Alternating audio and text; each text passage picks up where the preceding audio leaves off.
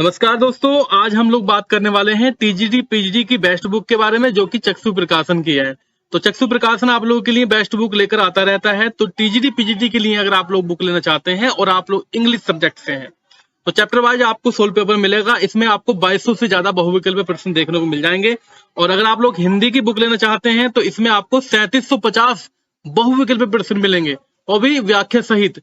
संस्कृत में आपको मिलेंगे 2650 क्वेश्चन, और आपको गणित में मिलेंगे यहाँ पर 2450 क्वेश्चन बहुविकल्पीय प्रश्न है दोस्तों, ये आपके अलग से। और यहाँ पर दोस्तों 2750 मिलेंगे गृह विज्ञान में। कला में भी आपको दोस्तों 2400 मिलेंगे, और विज्ञान में आपको 2500 से ज्यादा मिलेंगे। वाणिज्य में आपको 2850 मिलेंगे, और शारीरिक शिक्षा में 2650।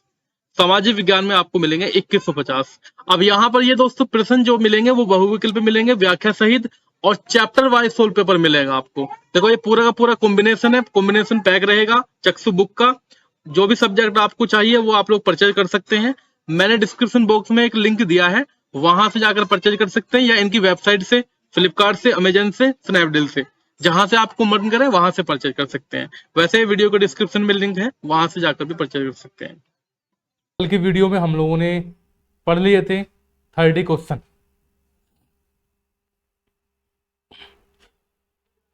यहां तक हम लोग क्वेश्चन सोल्व किए थे। कबीरदास की भाषा कौन सी थी? ठीक है, तो इसका आंसर आप सभी लोगों ने बताया था कि सधुक्कड़ी भाषा है कबीरदास जी की भाषा। सो हाय गाइज, मेरा नाम है मनोज और आप लोग बने हुए हैं मनोज एकेडमी पर। Very very good evening all of you. जितने भी साथी नए जुड़ रहे हैं, एक बार चैनल को सब्सक्राइब जरूर कर लेंगे। और अभी तक अगर आप लोगों ने शेयर नहीं किया था वीडियो को, तो अपने मित्रों में वीडियो को शेयर जरूर करें। स्टार्ट कर लेते हैं आज की वीडियो। टीजीटी पीजीटी के लिए हिंदी की क्लास बेहतरीन होने वाली है। तो देखिए, मैंने आप लोगों को बताया था कबीरदास की भाषा कौन सी थी, तो आपने कहा था सधुक्कड़ी भाषा थी। लेकिन और भी अलग अलग जो हिंदी के विशेषज्ञ हैं, जो जैसे आपका श्याम सुंदर दास, जैसे आपके श्याम सुंदर दास आपसे प्रश्न पूछ सकता है कि श्याम सुंदर दास जी की भाषा कैसी है, तो आप बताएंगे पंचमेल खिचड़ी। पंचमेल खिचड़ी इनकी भाषा है। आपसे प्रश्न पूछ सकता है रामचंद्र शुक्ल की भाषा कैसी है। रामचंद्र शुक्ल की भाषा, तो आप बताएंगे दोस्तों सधुक्कड़ी। ठीक है, और कबीरदास जी की भाषा भी क्या है? सधुक्कड़ी है। ठीक, ध्यान देना इसमें आप लोग। चलो स्टार्ट करते हैं आज की वीडियो पहले प्रश्न से। यहां से आपका आज की वीडियो का होगा पहला प्रश्न। बसी पक्षी बोल ही बहु भाखा, बसी पक्षी बोल ही बहु भाखा, कर ही हुलास देखी के शाखा। प्रस्तुत पंक्ति के रचयिता आपको मेंशन करने हैं, कौन होंगे इनके रचयिता। एक छोटा सा हिंट दे देता हूं, जो भक्ति काल था आपका, भक्ति काल की निर्गुण जो प्रेमाश्रयी है, निर्गुण प्रेमाश्रयी शाखा के कवि थे ये। तो आपको पता लग ही गया होगा कौन है? मलिक मोहम्मद जायसी। इसका सेकंड ऑप्शन आपका हो जाएगा 31 का। बात करते हैं प्रश्न संख्या 2 की, आज की वीडियो का दूसरा प्रश्न। सूरदास को किस रस का सम्राट कहा गया है?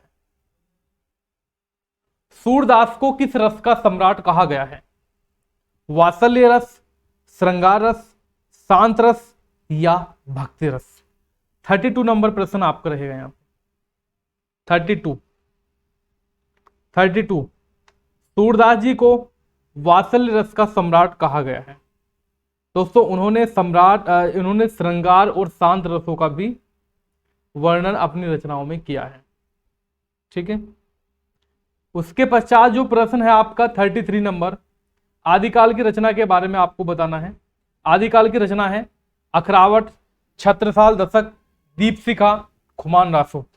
33 नंबर प्रश्न आपका। आंसर होगा आपका सर यहाँ पर खुमान रासो। खुमान रासो आदिकाल की रचना है, जिसके रचनाकार कौन है? इसके रचनाकार हैं दलपति विजय। दलपति विजय, ठीक है। अखरावट छत्रसाल दशक रीतिकाल की रचना है, और दीपशिखा जो है वो आधुनिक काल की रचना है।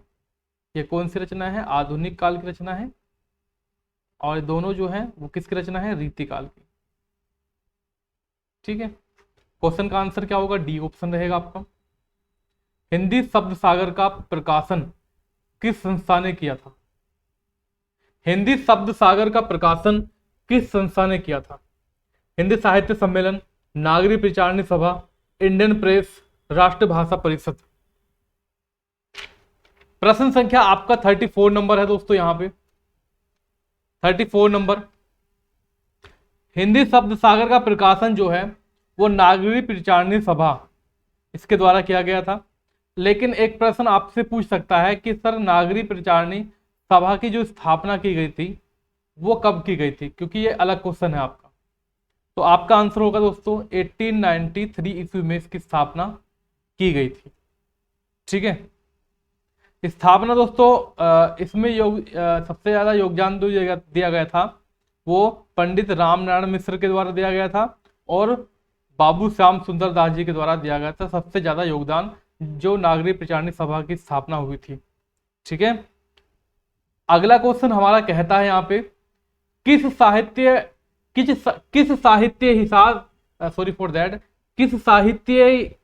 इतिहास के लेखक ने काल विभाजन में कवियों के नाम का सर्वाधिक उपयोग किया है? किस साहित्य इतिहास के लेखक ने काल विभाजन में कवियों के नाम का सर्वाधिक उपयोग किया है? मिश्र बंधु, ग्रियर्सन, हरिओद और श्याम सुंदर दास। 35 नंबर। दोस्तों मिश्र बंधुओं ने अपनी कृति में जो है मिश्र बंधु विनोद, इसमें लगभग दोस्तों 5000 कवियों को स्थान दिया है, ठीक है। 5000 कवियों को इन्होंने इसमें स्थान दिया है। इसका पहला ऑप्शन ही आपका हो जाएगा। उसके बाद जो प्रश्न है आपका 36 नंबर। देखिए कुछ साथी जो है यहाँ पर जो है ना बातें लगातार कर ही रहे हैं, और मेरे प्यारे साथियों यह वीडियो जो है आप सभी को ऐसे ही मिलेगी इसी रूप में, क्योंकि अगर मैं आपको लाइव वीडियो कराता हूं, ठीक है, तो उसमें क्वेश्चन कम होते हैं और आपके जो है टाइम ज्यादा लगता है।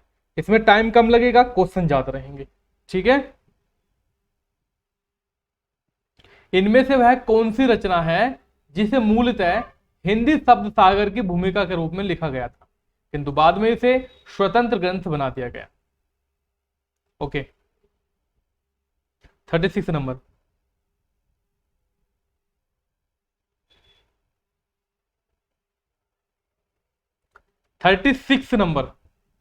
आंसर होगा आपका रामचंद्र शुक्ल कृत हिंदी साहित्य का इतिहास।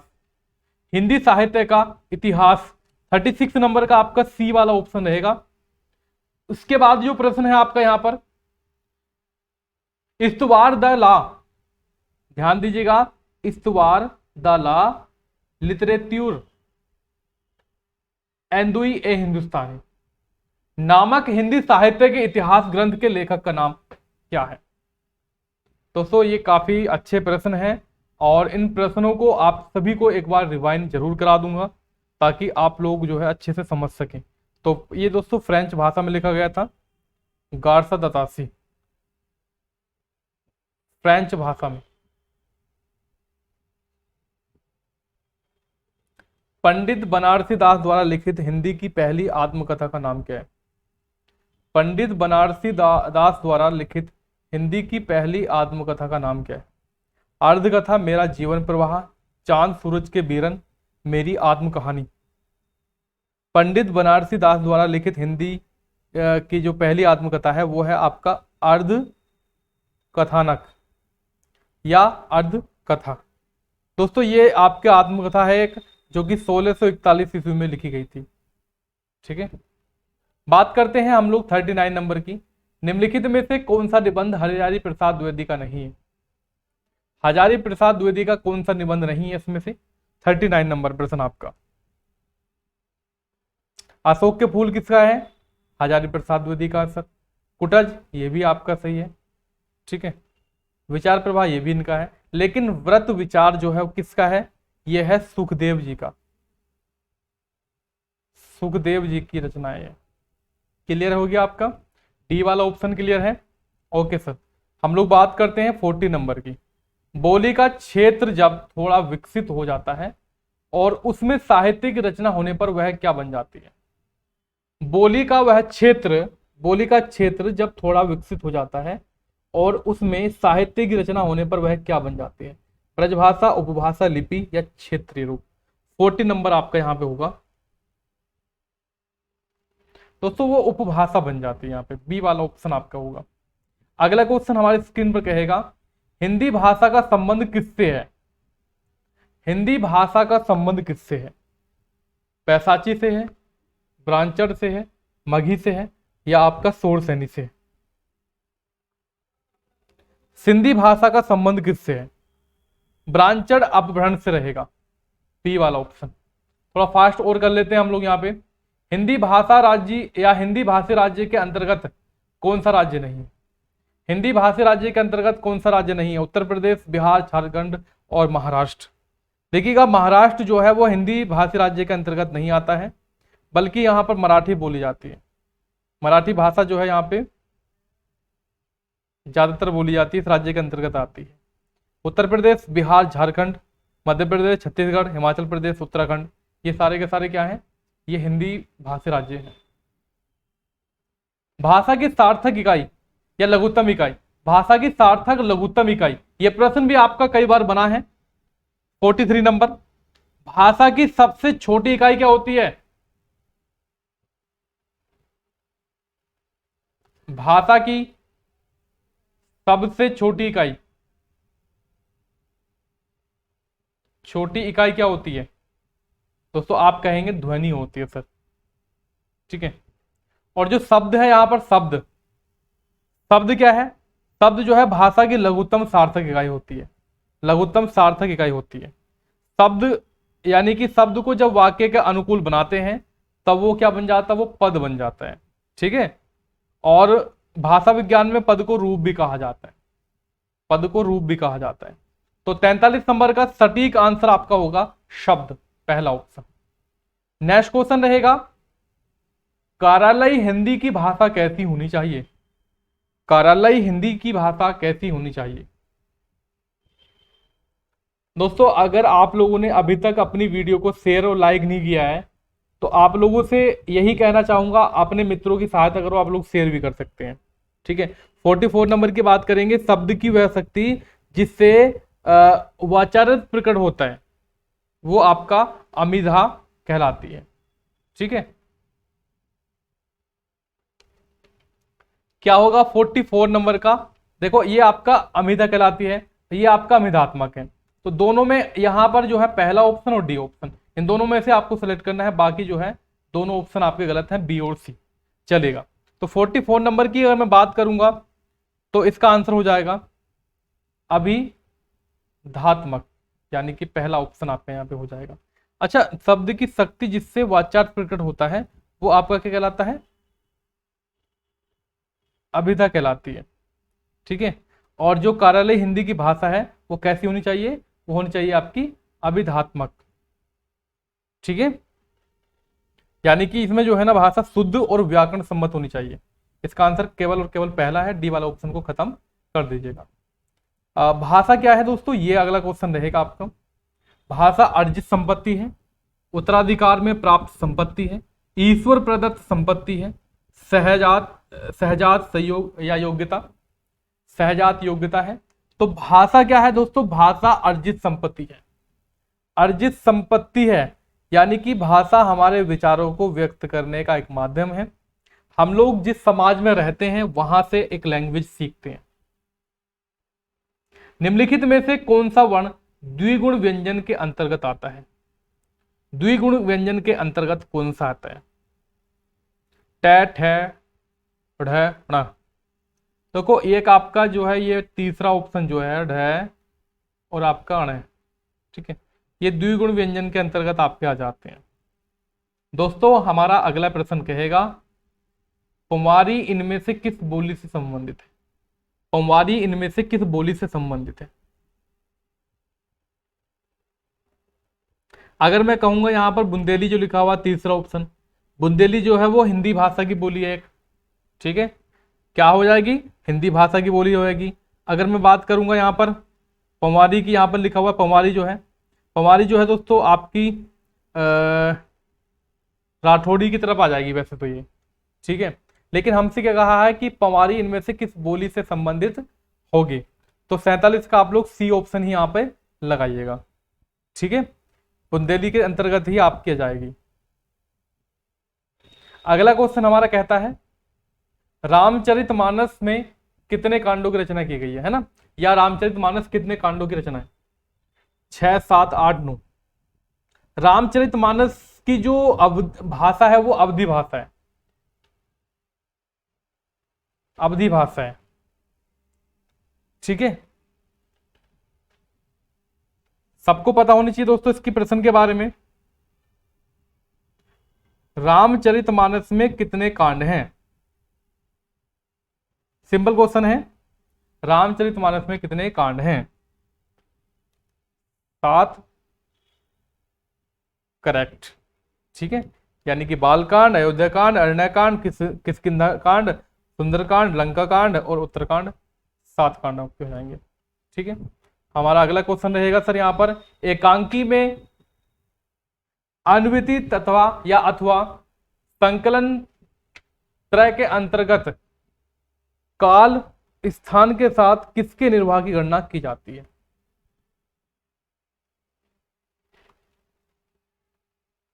पात्र, कार्य, प्रकरी, पताका। 49 नंबर रहेगा, 49 नंबर प्रश्न का आंसर तो आपका रहेगा बी वाला ऑप्शन कार्य। नेक्स्ट चलते हैं फटाफट हम लोग यहां पे।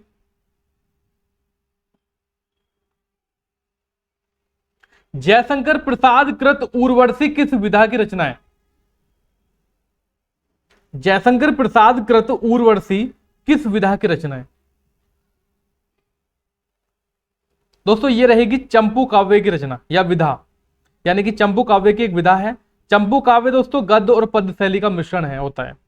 यह प्रश्न आपका पूछ लिया जाता है कभी कभी, मैंने आप सभी को कराया है इससे संबंधित प्रश्न। वैसे चंपू काव्य क्या होता है दोस्तों? चंपू काव्य जो होता है गद्य और पद्य शैली का मिश्रण होता है, और इस गद्य पद्य शैली का प्रयोग जो है वो आपका वैदिक साहित्य के अंतर्गत है ना, और जो बहुत साहित्य था प्राचीन काल में इसका यूज किया जाता था, तो इसको चंपू काव्य किसको कहा जाता है वो भी आप सभी को पता लग गया है। यहाँ पे हमने कहा दोस्तों अपभ्रंश का मुख्य छंद बताना है आपको। अपभ्रंश का मुख्य छंद है दोहा, बरवे, कुंडलिया और सवैया। अपभ्रंश का मुख्य छंद दोस्तों दोहा ही होता है। क्या होता है सर आपका? अपभ्रंश का मुख्य छंद दोहा होता है। आचार्य रामचंद्र शुक्ल के अकॉर्डिंग जो है इस पर ज्यादा फोकस किया गया है, ठीक है। अगला क्वेश्चन आपकी स्क्रीन पर रहता है कि आगरा का बोली क्षेत्र है, आगरा का बोली क्षेत्र है अवधी, खड़ी बोली, ब्रज भाषा और छत्तीसगढ़ी।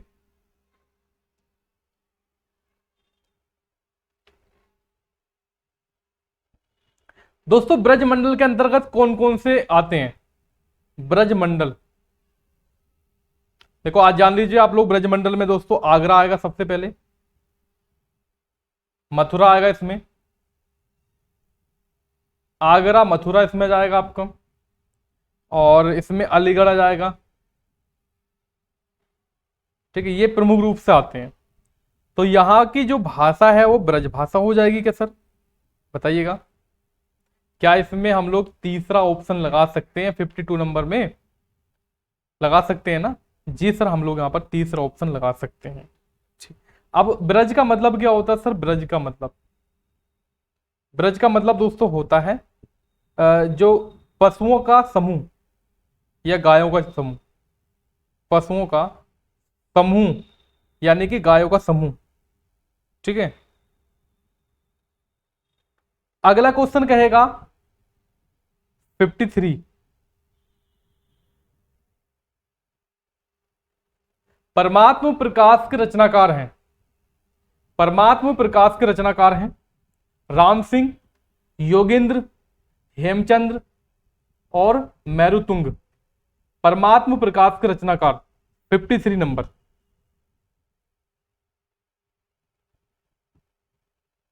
जोगिंद्र, कभी कभी इनका नाम ऐसे लिखा जाता है जो इंदु, ठीक है, तो भी आप लोग इसका आंसर लगाएंगे। दोस्तों हमारा अगला क्वेश्चन है, सजन सकारे जाएंगे नैन मरेंगे रोए, उक्ति आपको बतानी है। सजन सकारे जाएंगे नैन मरेंगे रोए उक्ति जो है किसकी है?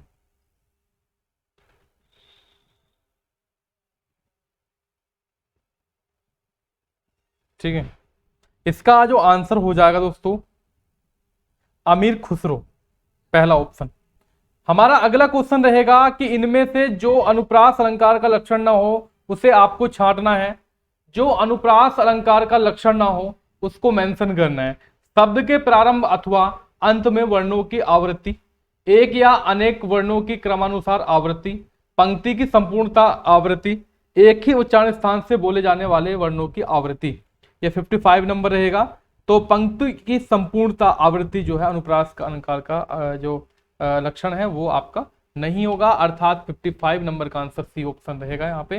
नेक्स्ट क्वेश्चन ये रहेगा आपका कि वर्णों की एक से अधिक बार आवृत्ति किस अलंकार में होती है? वर्णों की एक से अधिक बार आवृत्ति जो है वो आपके अनुप्रास अलंकार में होती है, ठीक है। यानी कि दो वस्तुओं में समान धर्म को अगर बात की जाए, यानी कि दो वस्तुओं में समान धर्म के प्रतिवेदन को बात की जाए तो वो आपका उपमा अलंकार रहेगा, है ना। यानी कि उपमेय या उपमान का आरोप हो, ठीक, वो आपका रूपक हो जाएगा। जहां एक शब्द के कई अर्थ हो वहां श्लेष अलंकार हो जाएगा। तो इसमें आंसर क्या होगा? वर्णों की एक से अधिक बार आवृत्ति अनुप्रास अलंकार हो जाएगा। अगला क्वेश्चन आपका कहता है कि श्रोता के लिए किस सर्वनाम का प्रयोग किया जाता है? सर्वनाम, सर्वनाम दोस्तों आपके प्रयोग के आधार पर सर्वनाम जो होते हैं वो 6 होते हैं और कुल सर्वनाम हमारे दोस्तों 11 होते हैं, ठीक है। तो सर्वनाम दोस्तों श्रोता यानी कि सुनने वाला, वो आपका वैसे पुरुषवाचक सर्वनाम के अंतर्गत ही आता है। पुरुषवाचक सर्वनाम दोस्तों पुरुषों या स्त्री के नाम के बदले यूज किया है।